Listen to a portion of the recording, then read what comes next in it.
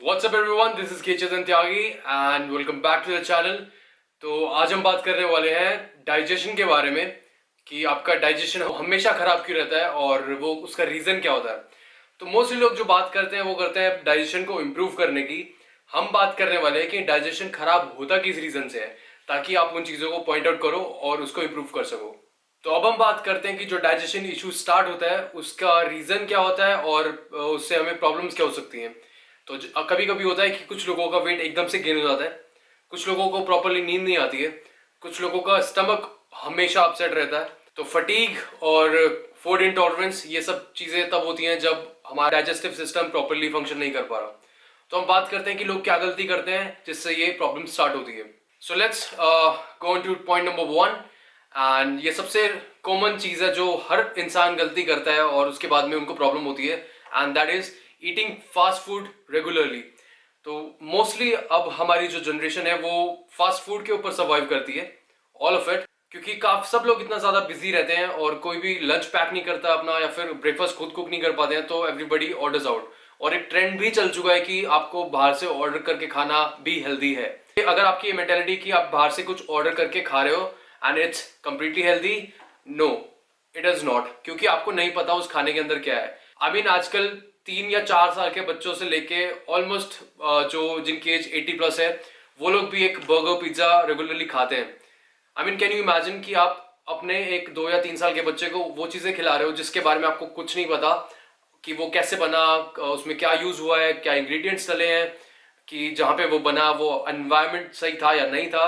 And it will cause you digestion problem because you are eating it regularly and of course वो खाना पूरा processed होता है। सो जितना हो सके आप प्लीज फास्ट फूड को अवॉइड करो, ताकि आपका जो डाइजेशन सिस्टम है उसको भी थोड़ा रेस्ट मिले। और अगर आपको फास्ट फूड खाना भी है, you can cook at home, ताकि आपको पता रहे कि उसके अंदर आप क्या इंग्रेडिएंट्स डाल रहे हो और अपने टेस्ट के हिसाब से आप चेंजेस भी कर सकते हो। So point number 2 is for those जो रेगुलरली प्रोसेस्ड खाना खाते हैं, जैसे कि जिसमें ट्रांस फैट ज्यादा होता है प्लस शुगर बहुत ज्यादा होता है। एग्जाम्पल देता हूँ, जैसे कि लेस का packet, nachos and frozen food जो कि मैकेन वगैरह के पैकेट्स आते हैं, स्माइलीज, मिनी समोसा और बहुत कुछ आता है। वो लोग क्या करते हैं, रात के टाइम स्नैक्स में भी यूज करते हैं।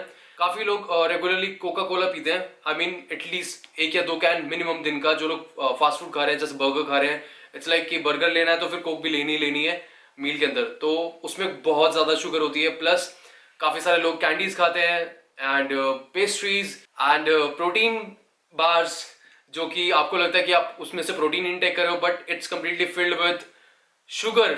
अगर आप उसके इंग्रेडिएंट्स प्रॉपरली पढ़ोगे तो आपको पता लगेगा उसके अंदर कितना ज़्यादा शुगर है। इट्स जस्ट दैट वो फैंसी नाम से लिखा हुआ है, किसी और नाम से उन्होंने मेंशन किया होगा, but there is sugar in it. अगर आपका वीकली एक भी बार मन कर रहा है कुछ फ्राइड खाने का, you can have it, even though you can have it twice in a week, but I will say कि avoid any kind of soda like Coke, Thumbs Up, Sprite or anything, and you're good to go. So point number 3 is consuming very low quality of dairy.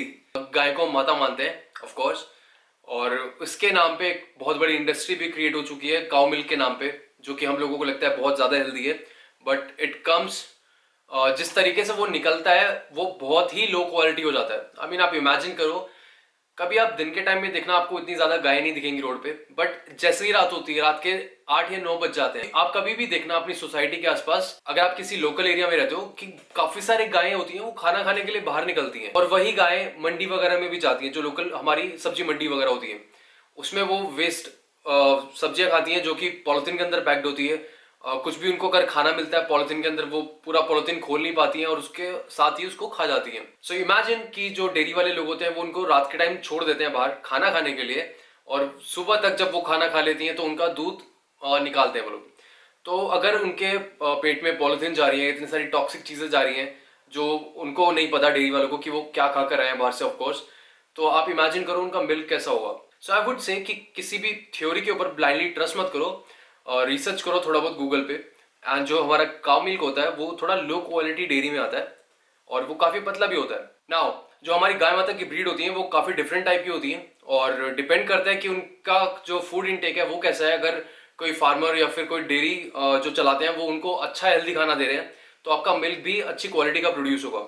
सो अगर आपको नहीं पता है कि आपका dairy वाला या फिर जो फार्मर्स हैं जिनसे आप ले रहे हो कि वो कैसा दूध आपको प्रोवाइड कर रहे हैं, तो आप देख सकते हो कि जो हमारी गाय माता है उनकी हेल्थ कैसी है, उनको डेयरी पे खाना कैसा मिलता है। सो पॉइंट नंबर 4, आपकी मील की कंसिस्टेंसी कभी भी इक्वल नहीं होती। अगर आपने ब्रेकफास्ट इतना सारा किया है तो आप लंच इतना करते हो, अगर आपने लंच इतना किया है तो आप डिनर इतना ज्यादा कर लेते हो। तो आपको हमेशा डिसाइड करना पड़ेगा आपकी बॉडी के अकॉर्डिंगली कि आपको किस टाइम कितना खाना है। अगर आप मॉर्निंग में ज्यादा एक्टिव नहीं हो तो आपका ब्रेकफास्ट लाइट हो सकता है। अगर आप लंच तक पूरा दिन बैठे हुए हो तो आपका लंच लाइट हो सकता है। अगर आपकी एक्टिविटी अच्छी है डिनर के आसपास, डिनर से पहले, तो आपका डिनर हैवी हो सकता है।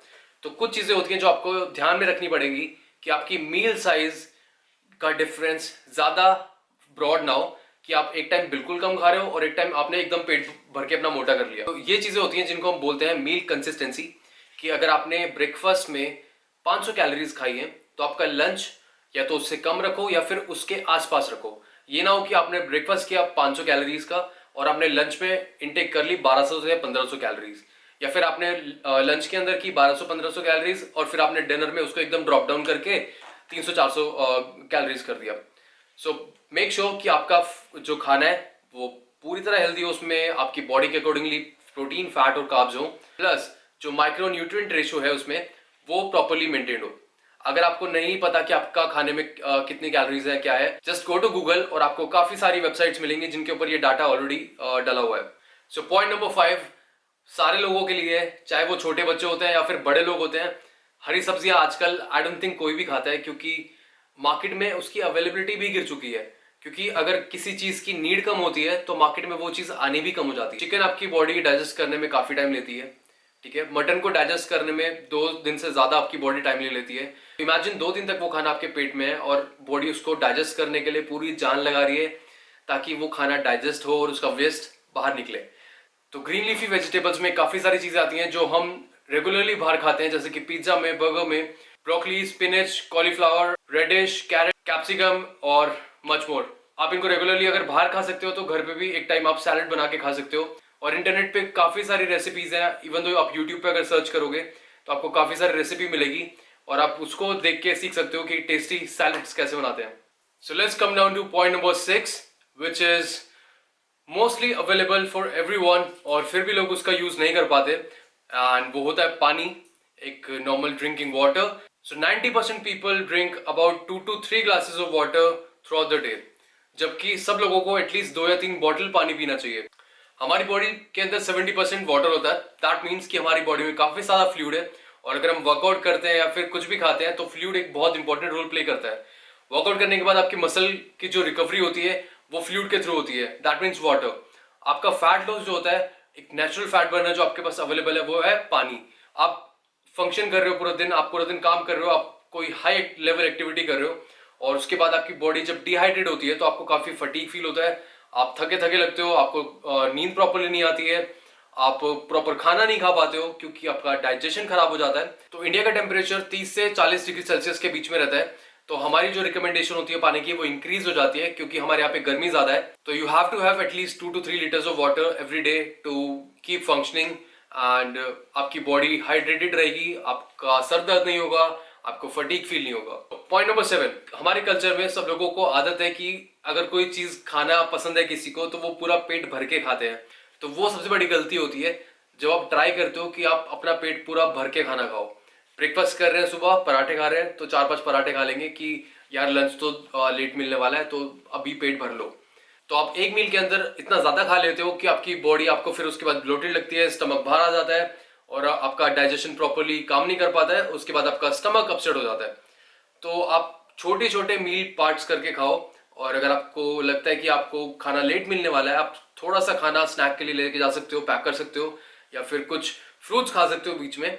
सो लेट्स टेक दिस वे कि अगर आप ऑफिस के लिए निकलने वाले हो और आपको पता है कि आप ऑफिस में बैठे रहने वाले हो लंच तक, तो आप ब्रेकफास्ट लाइट करके निकलो और आप ऑफिस में जाके 1-2 फ्रूट्स खा सकते हो। और अगर आप एक कॉलेज स्टूडेंट हो, आपको पता है कि आपकी एक्टिविटी पूरा दिन अच्छी खासी होने वाली है, पूरा दिन वॉक करने वाले हो, तो आप ब्रेकफास्ट हैवी कर सकते हो, उसके बाद स्नैक्स भी ले सकते हो, उसके बाद लंच भी कर सकते हो, depends on your activity level. तो द पॉइंट नंबर 8 इज कि काफी सारे लोग सोचते हैं कि हम पूरा दिन अगर फास्ट फूड खा रहे हैं और रात को डिनर हमने छोड़ दिया या फिर लाइट कर लिया तो सब कुछ कंट्रोल हो जाएगा। या फिर आप 3 या 4 दिन किसी फंक्शन में गए हो या फिर ट्रैवल कर रहे हो और आपने काफी फास्ट फूड खाया और आप आने के बाद एक दिन फास्ट कर लोगे तो आप सब कुछ कंट्रोल में हो जाएगा। या फिर आप वीकली किसी रेस्टोरेंट में जाके एक फैंसी स्मूदी पी लोगे, आप ग्रीन स्मूदी या फिर कोई फ्रूट स्मूदी, तो उससे आपकी हेल्थ वापस लाइन पे आ जाएगी। तो ये सारे बेसिक पॉइंट्स हैं जो आप अपनी लाइफ में इंप्लीमेंट कर सकते हो। आपको कोई एक्स्ट्रा सप्लीमेंट्स नहीं खरीदने हैं, आपको कोई एक्स्ट्रा मनी स्पेंड नहीं करनी है। You just have to follow these 8 simple steps and you are good to गो।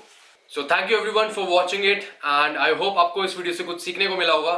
और अगर आपको वीडियो इन्फॉर्मेटिव लगा, make sure you share it with your friends, your family and subscribe to the channel, press the bell icon.